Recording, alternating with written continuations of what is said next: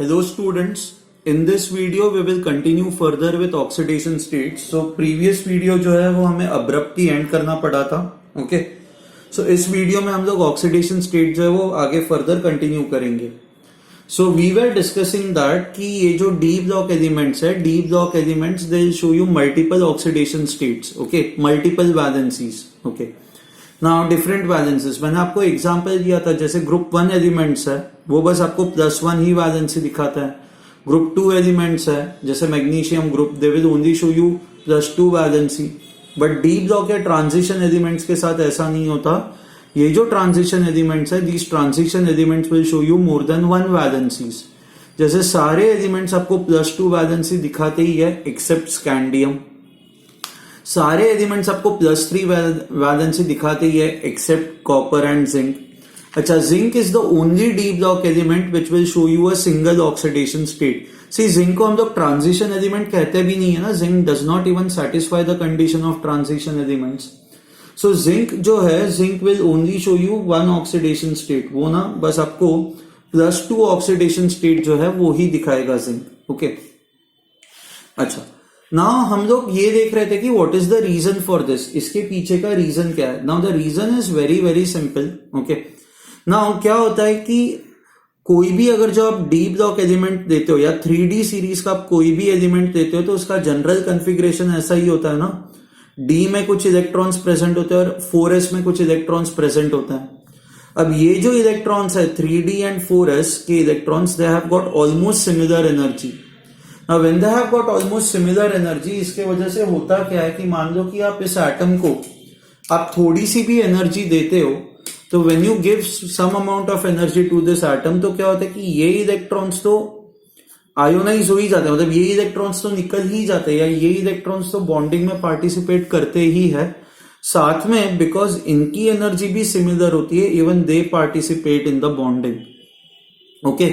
So now what happens is I can say that ये दोनों जो इलेक्ट्रॉन्स है D सबशेल के 3D के इलेक्ट्रॉन्स एंड 4s के electrons they have got same amount of energy. Hence both of them can simultaneously get involved in bonding. ठीक है. Okay. So that is why if you look at various elements, अगर जो आप various elements देखोगे तो अब जैसे for example scandium है. स्कैंडियम का कॉन्फ़िगरेशन होता है आर्गन 3d1 4s2. तो सबसे पहले तो ऐसा होगा कि 4s के ये दोनों इलेक्ट्रॉन्स बॉन्डिंग में पार्टिसिपेट करेंगे. तो scandium can show you +2 oxidation state. Okay. And along with it अगर जब D में से और एक इलेक्ट्रॉन हटा दो तो +3 ऑक्सीडेशन स्टेट बन जाएगा. बस क्या होता है कि बिकॉज स्कैंडियम में +3 बहुत स्टेबल होता है ना, क्योंकि आप तीनों इलेक्ट्रॉन्स हटा दोगे तो क्या बचेगा, बस आर्गन बच जाएगा विच इज वेरी वेरी स्टेबल. तो इसलिए स्कैंडियम जो है ये +2 ऑक्सीडेशन स्टेट यूजुअली नहीं दिखाता. It does not show you +2 oxidation state. When you compare this with titanium, titanium का कॉन्फ़िगरेशन होता है argon 3d2 4s2. Now titanium के केस में क्या होता है कि टाइटेनियम के केस में ये दो इलेक्ट्रॉन्स तो बॉन्डिंग में पार्टिसिपेट करेंगे. यू हैव टू रिमेंबर ये दोनों हमेशा साथ में करते हैं. ऐसा नहीं होगा कि एक ही इलेक्ट्रॉन बॉन्डिंग में पार्टिसिपेट करेगा, ऐसा नहीं होगा. दोनों साइमल्टेनियसली बॉन्डिंग में पार्टिसिपेट करेंगे. तो ये तो दो बॉन्डिंग में पार्टिसिपेट करेंगे ही करेंगे. तो +2 ऑक्सीडेशन स्टेट पॉसिबल है. डी का एक इलेक्ट्रॉन पार्टिसिपेट कर सकता है बॉन्डिंग में तो 2 + 1 +3 ऑक्सीडेशन स्टेट भी पॉसिबल है. या डी के दोनों इलेक्ट्रॉन्स भी बॉन्डिंग में पार्टिसिपेट कर सकता है तो 2 + 2 + 4 oxidation state is possible. So in case of titanium 3 oxidation states are possible +2 +3 +4. So rule क्या होता है, रूल ये होता है कि all s electrons will participate in the bonding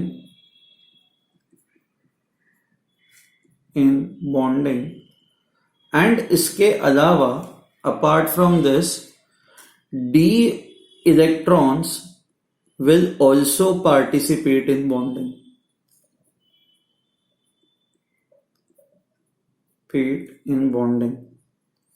But all D electrons will participate in the bonding. ये compulsory नहीं है. I can say all or few d electrons can also participate in the bonding. ठीक है, तो इस तरह से ये वेरिएबल ऑक्सीडेशन स्टेट्स इसलिए आते हैं क्योंकि कई बार डी का एक ही इलेक्ट्रॉन पार्टिसिपेट करेगा, कई बार डी के 2 इलेक्ट्रॉन्स पार्टिसिपेट करेंगे, कई बार डी के 3 इलेक्ट्रॉन्स पार्टिसिपेट करेंगे. तो इस तरह से वेरिएबल ऑक्सीडेशन स्टेट्स आएंगी. Okay, so now let me show you a table once. तो इस टेबल के बेसिस पे फिर आपको समझ में आएगा कि कौन कौन से एलिमेंट्स कौन कौन से ऑक्सीडेशन स्टेट्स दिखाता है. ठीक है, okay. These are the most common oxidation states that are shown by 3D elements. So जैसे स्कैंडियम एक ही दिखाता है +3, टाइटेनियम हमने अभी देखा +2, +3, +4. The most common ones are in the bold. तो टाइटेनियम का +4 is very stable या it is very common. Vanadium के केस में +5 very common है. क्रोमियम +2 से +6 सारे दिखा सकता है ना. क्रोमियम के केस में ना +1 नहीं होता possible.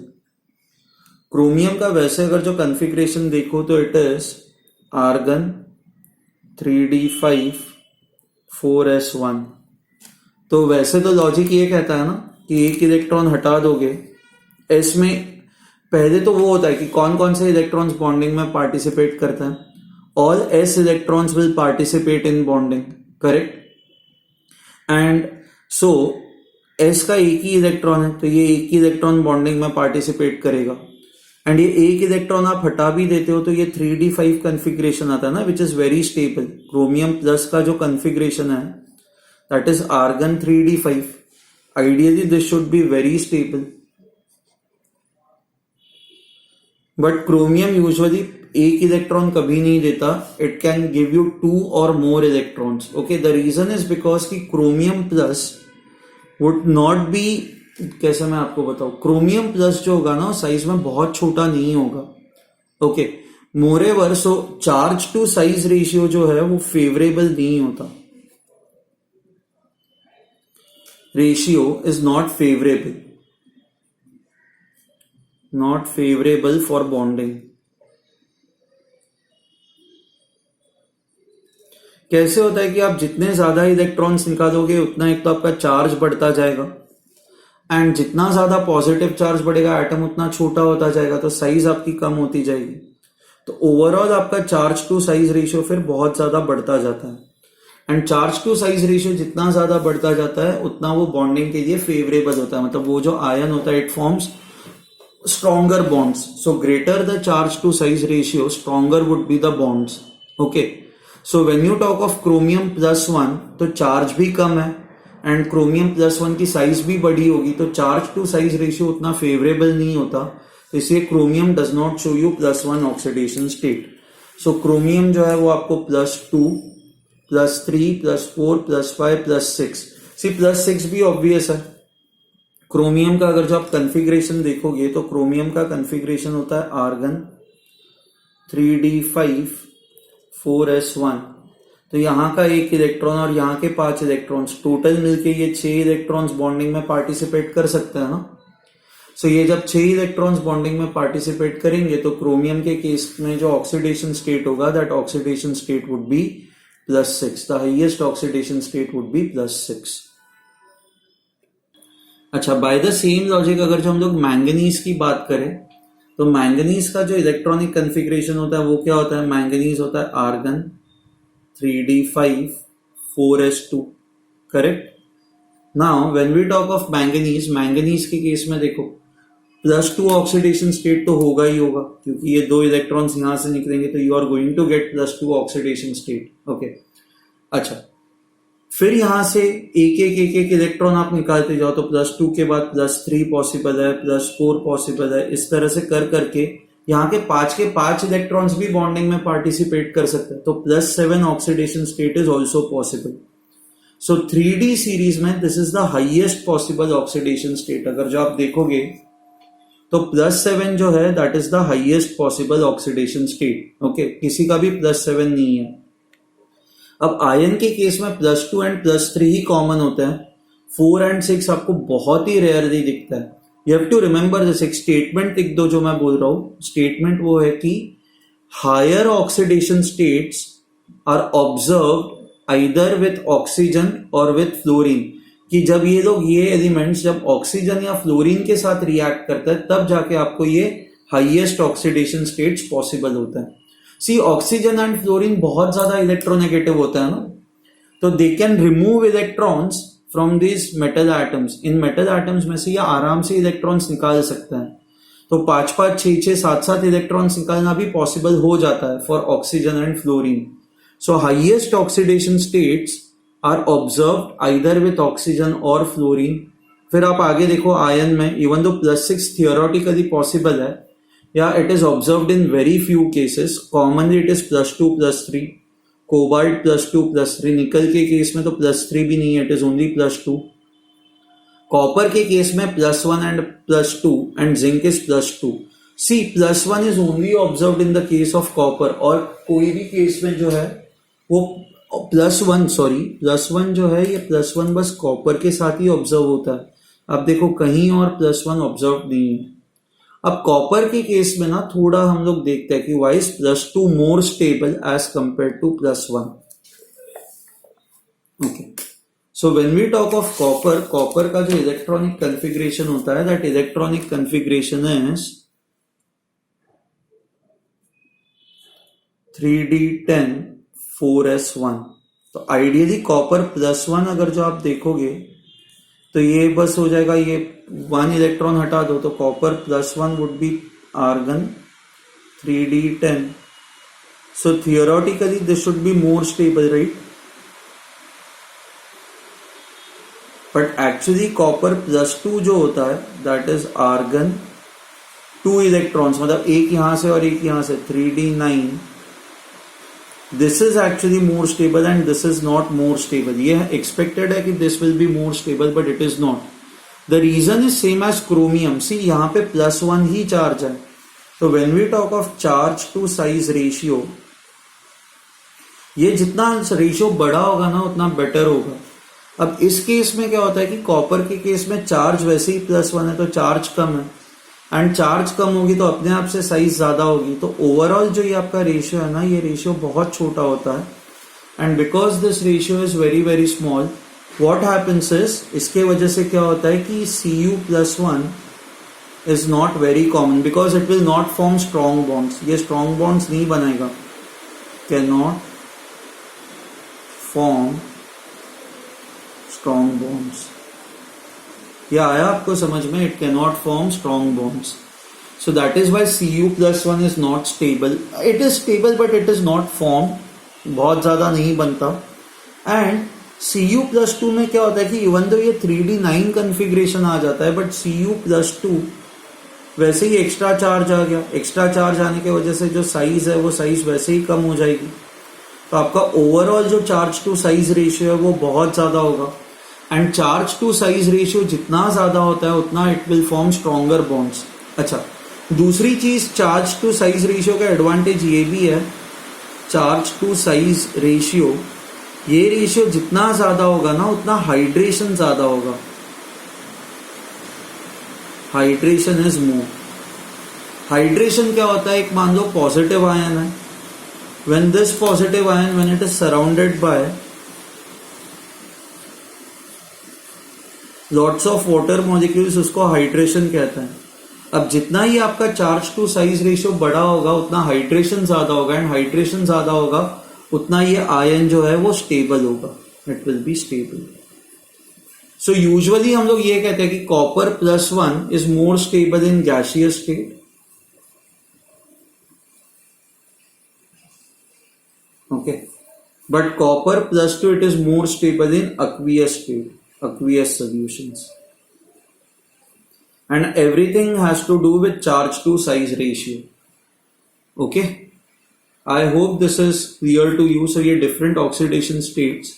Okay, now there is one more thing that we have to discuss about different oxidation states, that is the oxidizing nature and the reducing nature. Okay, now to understand oxidizing and reducing nature, let's try to oxidizing and reducing nature.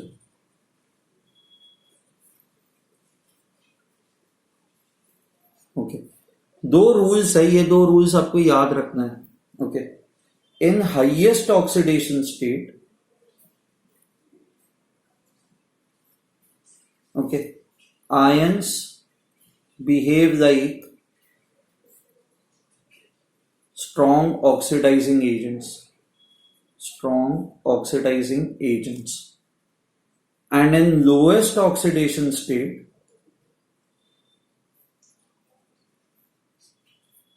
ions behave like strong reducing agents.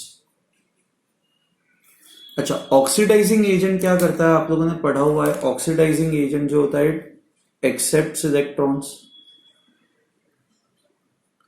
And reducing agent जो होता है, reducing agent is the one which donates electrons. Okay, so oxidising agent accepts electrons, reducing agent जो है ये reducing agent it donates electrons. Okay, now we will proceed ahead. So let's start off with an example. So आपको ये rules याद रखने. In highest oxidation state, that ion behaves like a strong oxidizing agent. In lowest oxidation state, ions behave like a strong reducing agent. So जैसे ion की बात करें, ion जो है, ion shows you two oxidation states. One is +2, second one is +3. Okay.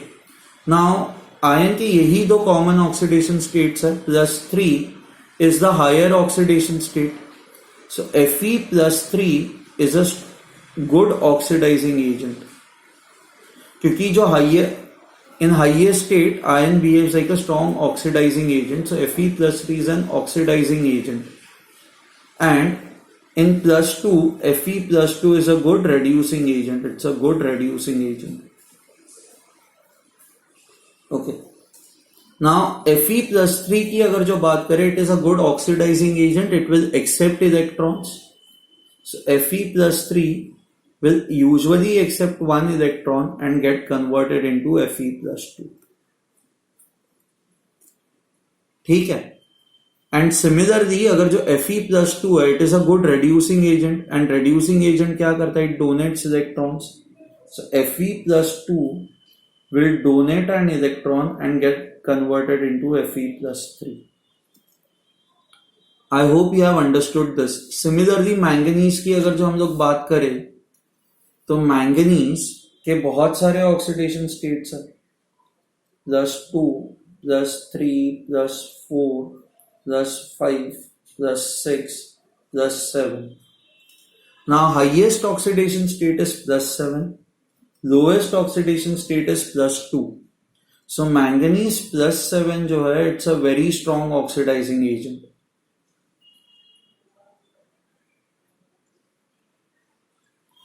And manganese +2 is a very good reducing agent. ठीक है. So in the lowest oxidation state ion behaves like a reducing agent. In the highest oxidation state, ion behaves like an oxidizing agent. So I hope this is what you have understood. So manganese in +2 oxidation state, ये lowest oxidation state है, so it is a very good reducing agent. +7 is the highest oxidation state, so it is a very good oxidizing agent. Now you might ask this question, तो फिर manganese sir +4 होगा तो क्या होगा? अब manganese +4 है, see logic ये होता है, +7 से +8 पॉसिबल ही नहीं है ना. When we talk of manganese +7, let's say manganese +7, let's say if it donates electrons, अगर जो ये डोनेट करता है इलेक्ट्रॉन्स को, if it donates electrons, it will behave like a reducing agent.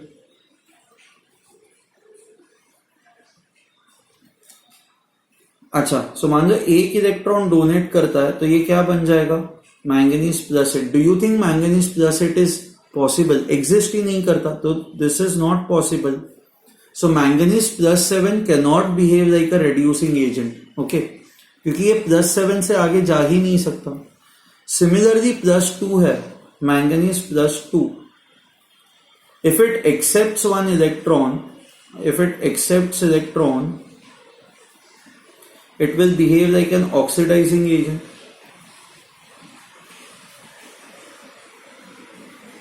Okay. Now if it behaves like an oxidizing agent, okay, in that case manganese plus two 1 electron accept करेगा तो ये हो जाएगा manganese plus 1. But manganese plus 1 तो possible ही नहीं है ना, प्लस 2 से कम वाला ऑक्सीडेशन स्टेट पॉसिबल ही नहीं है. So this is not possible. It means manganese plus 2 can not accept electrons, so it can not behave like an oxidising agent. Okay. So क्योंकि प्लस 2 और कम नहीं हो सकता, प्लस 7 और ज्यादा हो नहीं सकता, तो इनमें एक ही पॉसिबिलिटी रहती है. But when we talk of plus 4, manganese plus 4, there are both possibilities. But donating electrons, it can become manganese plus 7. So it can behave like a reducing agent. Electrons donate करना मतलब reducing agent की तरह behave करना. Or it can accept electrons, accept 2 electrons and become manganese plus 2. अब 2 electrons accept करना मतलब ये oxidising agent की तरह बिहेव करना. सो मैंगनीज प्लस 2 भी पॉसिबल है, मैंगनीज प्लस 7 भी पॉसिबल है. तो plus 4 can either donate electrons और प्लस 4 कैन एक्सेप्ट इलेक्ट्रॉन्स. तो same ion if it is donating electrons और if it is accepting electrons, अगर जो दोनों चीजें कर पा रहा है तो we say that this ion can disproportionate. Okay. So बीच वाले जो भी आयंस होता है, बीच वाले आपके जो भी आयंस होता है, बीच वाले ऑक्सीडेशन स्टेट्स जो होता है, they can behave like both oxidising agent and reducing agent, and they can also undergo disproportionation. I hope you have understood this. They can also undergo disproportionation. इसमें अब आप लोगों को डाउट नहीं होगा. ठीक है. सो जैसे बाय द सेम लॉजिक, अब जैसे ये है वेनेडियम है, तो वेनेडियम प्लस 4 ये ऑक्सीडाइज, मतलब वेनेडियम प्लस 4 खुद ऑक्सीडाइज होके प्लस 5 भी हो सकता है, एंड प्लस 4 से ये प्लस 2 भी जा सकता है. तो vanadium plus 4 can also disproportionate. Okay. बस जो हाईएस्ट ऑक्सीडेशन स्टेट्स में होता है एंड जो लोएस्ट ऑक्सीडेशन स्टेट्स में होते हैं उनके पास एक ही ऑप्शन होता है.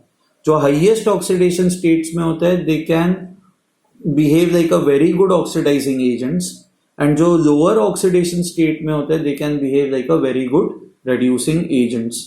Okay, you have to remember this.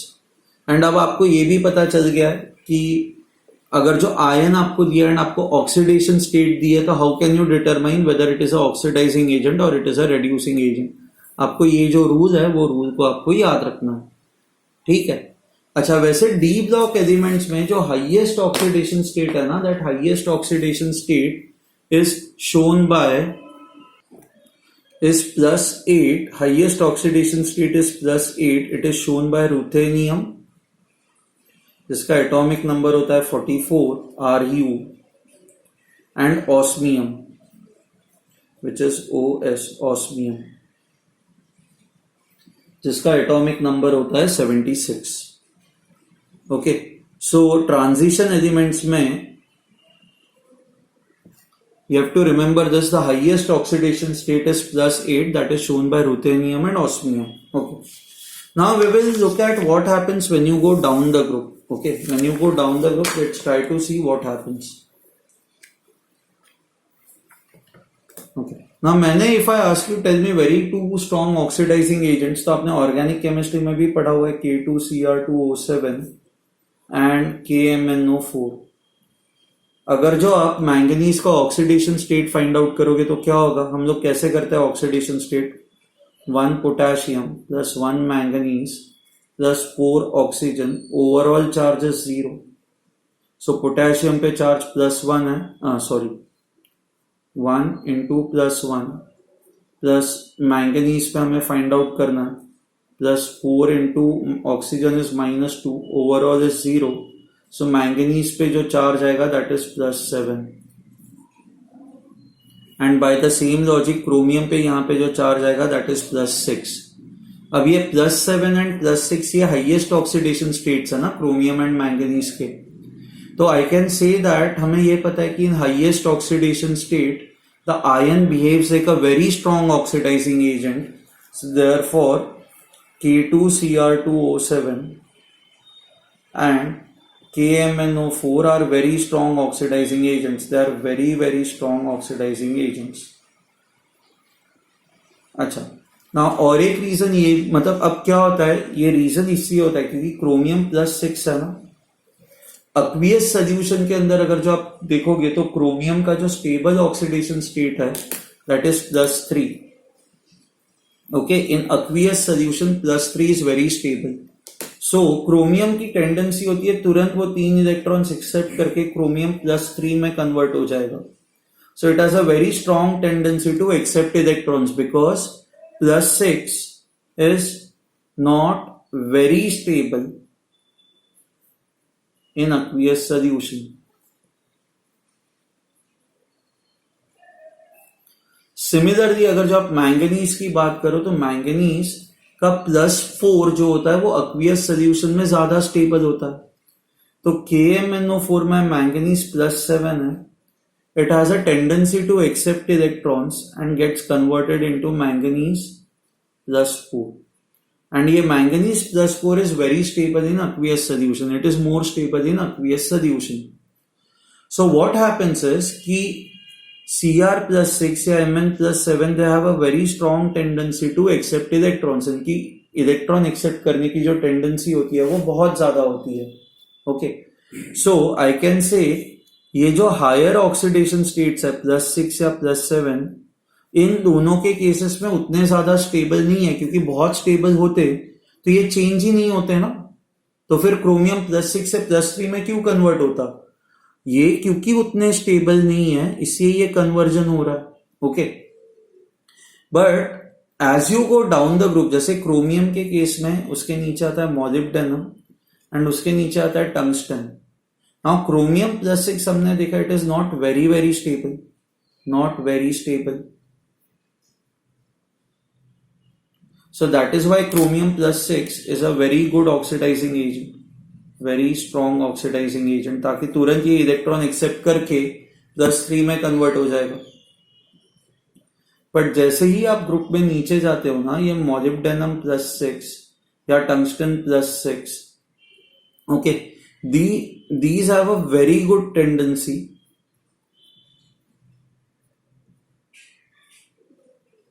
नहीं, these have a very good stability, these have a very good stability, and because they have a very good stability ये खुद को convert नहीं करते, so they are not oxidizing agents, not good oxidizing agents. ठीक है, क्योंकि ये stable होता है.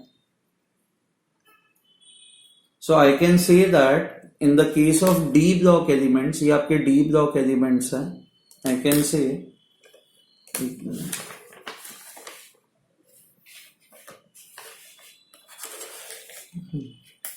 for D block elements,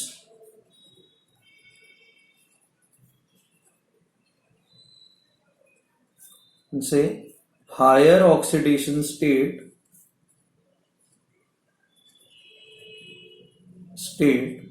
becomes more stable,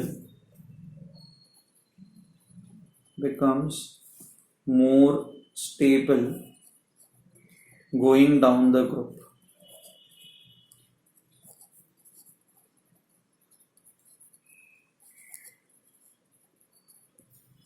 अच्छा, फॉर डी ब्लॉक एलिमेंट्स ये जो हायर ऑक्सीडेशन स्टेट होता है, that higher oxidation state becomes more stable when you go down the group. So जैसे क्रोमियम के केस में +6 उतना स्टेबल नहीं है, बट मॉलिब्डेनम एंड टंगस्टन के केस में ये +6 जो होता है इट इज वेरी स्टेबल. ठीक है, so I hope you have understood this. Okay, same is the case with manganese. Manganese +7 ये उतना स्टेबल नहीं है, तो it is a very good oxidising agent. But इसके नीचे आप जाओगे तो you have technetium and then Re. इनके अंदर जो +7 है, this +7 is usually stable. So ये उतने अच्छे ऑक्सीडाइजिंग एजेंट्स नहीं होते. ठीक है, so I hope you have understood this, you have understood the points about oxidation states. It is very important that you read the book. Okay, जैसे copper +1 है, copper +1 जो होता है it has a tendency to disproportionate in aqueous solution. to disproportionate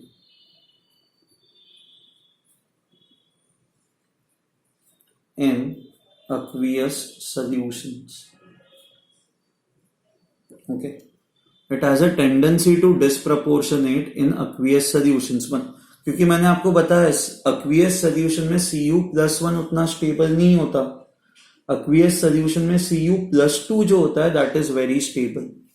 So Cu+1 in aqueous solution will get converted into Cu0 plus Cu+2.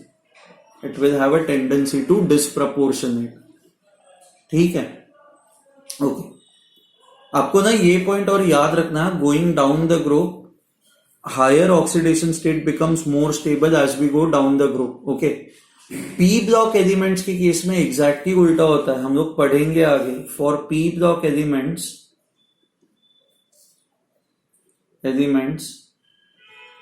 lower oxidation state becomes stable going down the group. State becomes stable down the group. हम लोगों ने 11th standard में inert pair effect पढ़ा था. So the reason was inert pair effect.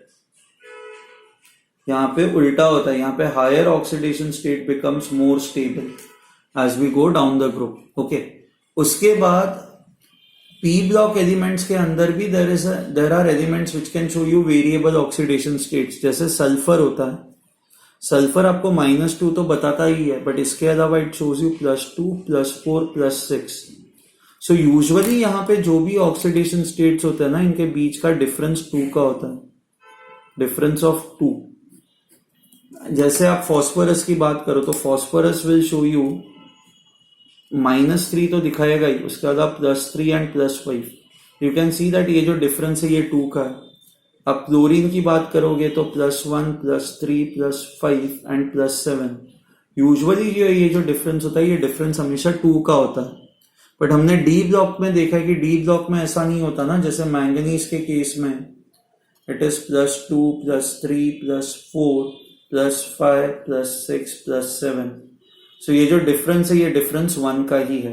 You have a difference of 1.